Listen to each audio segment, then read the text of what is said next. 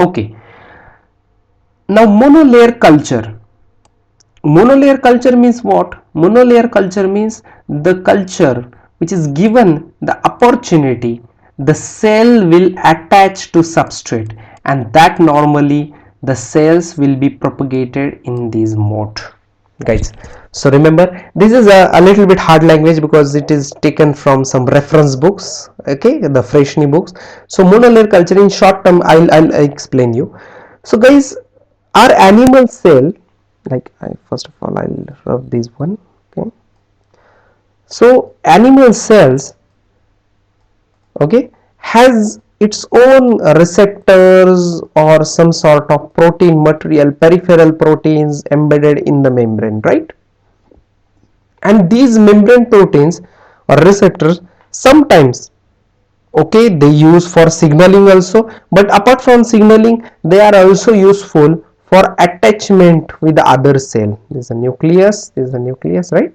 The attachment, and this attachment is performed by a particular calcium adhesion molecule or cellular adhesion molecule, okay. So these molecules, this attachment is very much important. But tell me, if you culture these cells in a fresh flask, in a fresh potato, how exactly they are going to attach to the base of the flask? Is it? So they cannot attach unless and until we prepare some addition substratum over here.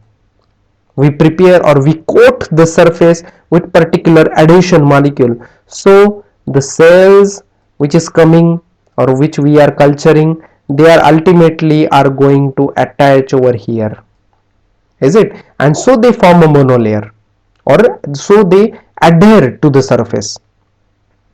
So for that purpose we need to cultivate or we need to construct these adherent cells. So guys, previously in the history, like before 1980 or 1960, the mouse fibroblast cell line was used to construct this monolayer or to construct this adhesion layer. And after the adhesion, after constructing this adhesion layer, they killed it, or the cell is been killed with the heavy radiation or some sort of washing with some toxic material.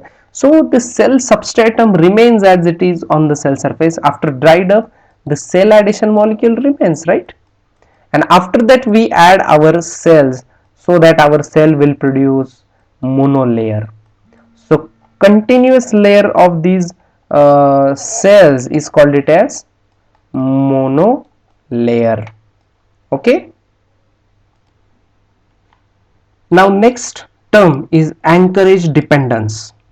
So anchorage dependence, like I have told you the concept over here, what is meant by monolayer and what is meant by feeder layer. Okay, I didn't tell you that feeder layer. So these base layer is also called it as feeder layer. Okay, so write down these terms, okay guys. Feeder layer. So anchorage dependence, what is meant by anchorage dependence? Attachment to usually some degree of spreading onto, okay, attachment to the substrate is a prerequisite for cell proliferation. So this attachment is very important, guys. When the cells are going to come under the flask, unless and until they attach to the substratum, they cannot proliferate because they don't find their attachment. And for animal cell culture, you all know that the attachment is very much important. Cells should attach to each other so that they can share the growth hormones, they can share nutritional component, they can share growth supplementary factors to grow themselves and proliferate and divide, okay. So these cell addition or anchorage is very much important. This is called it as anchorage, okay. Chalo, we'll go ahead with our next term. I hope so you are continuously writing these things because this is very much important. Next term, this is cell suspension culture. Now what is meant by suspension? I have told you that there are two types. One is adherent culture and other is suspension culture. So adherent culture, you saw that what is adherent culture, which forms monolayer and all. Suspension means what? The such a kinds of cells culture which do not adhere to the substratum. Substratum means the base. The derived from cells, okay, suspension cultures derived from cells that can survive and proliferate without attachment. Okay, these are called it as anchorage independent, and adherent cell culture what is called anchorage dependent.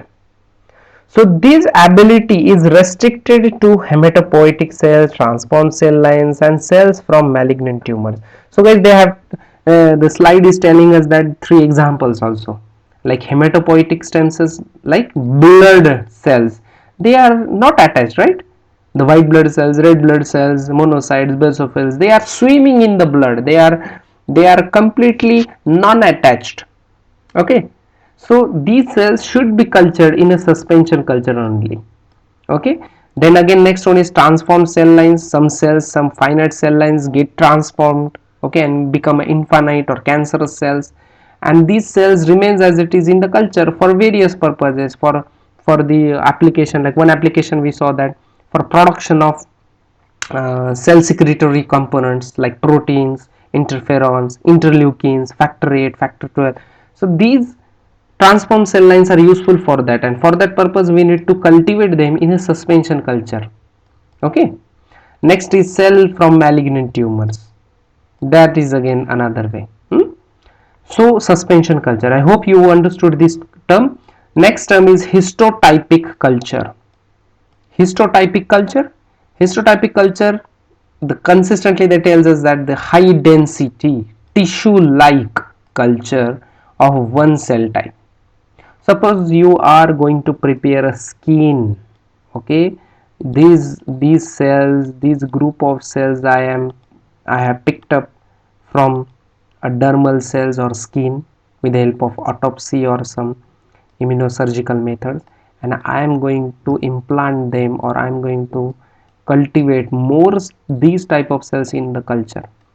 So at that type I am going to prepare monolayer over here. Okay, a same cells, same tissue cells, same cells from skin of an organism, and I'm going to prepare multiple cells, a complete skin. So this is hard structure, right?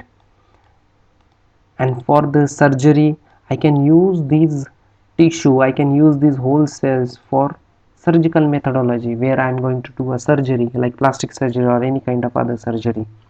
So this histotypic culture is very much important. In other way, histotypic culture is again like tells us that the culturing of the cells for their re-aggregation to form a tissue. So these are not aggregated or not in a proper shape, but if I culture them and I can give them a shape like two-dimensional, a little bit 2D, it is not 2D at all, but it is a flattened monolayer type of culture, I can make that easy in the culture flask. So re-aggregation to form a tissue like a structure, and that represents histotypic culture. Okay, next term is organotypic culture. So organotypic culture means presence of more than one cell type interacting as they might in the organ or origin. So histotypic means there is a single type of cells like epithelial cells, if they are, imagine they are epithelial cells, but if I am going to introduce squamous epithelium in them, is it, or glial epithelium in them, and I can construct the whole skin. If suppose imagine I'm going to construct the skin, these are ciliated epithelial outward, some glial cells, some sebaceous glandular cells are there at the bottom. So if I prepare a complete skin, and that kind of culture is called it as organotypy, because I'm somehow going to prepare whole tissue or the complete organ by mixing two or three or multiple types of cells in together, and this is called it as organotypic culture. Okay, so guys, hope so you have written these different terms, and this is very much important for our understanding of animal cell culture. Chalo, thank you.